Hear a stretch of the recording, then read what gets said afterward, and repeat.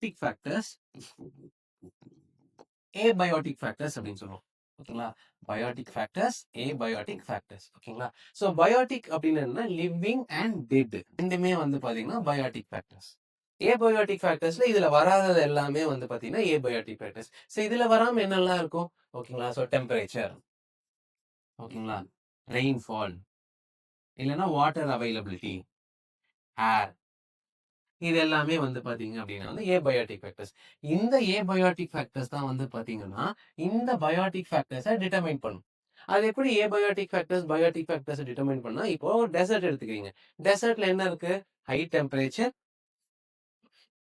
டெசர்ட்ல temperature வந்து ஹையா இருக்கும், வாட்டர் வந்து லோவா இருக்கும்.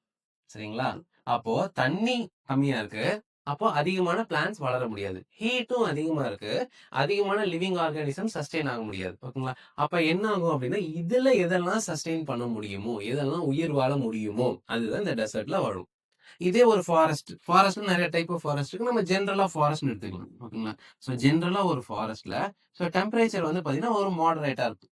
டெம்பரேச்சர் வந்து பாத்தீங்கன்னா ஒரு மிடில்ல ஒரு மாடரேட்டா இருக்கும். வாட்டர் வந்து பாத்தீங்க அப்படின்னா வந்து உங்களுக்கு அவைலபிளா இருக்கும். அங்க வந்து பாத்தீங்கன்னா பெரிய பெரிய ட்ரீஸ் இருக்கும், ஏகப்பட்ட இன்செக்ட்ஸ் இருக்கும், நிறைய ட்ரீஸ், ஃப்ளவர்ஸ், இன்செக்ட்ஸ், பேர்ட்ஸ், சின்ன சின்ன அனிமல்ஸ், பெரிய பெரிய அனிமல்ஸ், இது எல்லாமே இருக்கும். ஓகேங்களா? ஸோ இதுதான் வந்து பாத்தீங்கன்னா ஒரு ஏபயோட்டிக் ஃபேக்டர் வந்து எப்படி வந்து இந்த பயோட்டிக் ஃபேக்டர்ஸை டிட்டர்மின் பண்ணும் அப்படிங்கிறது.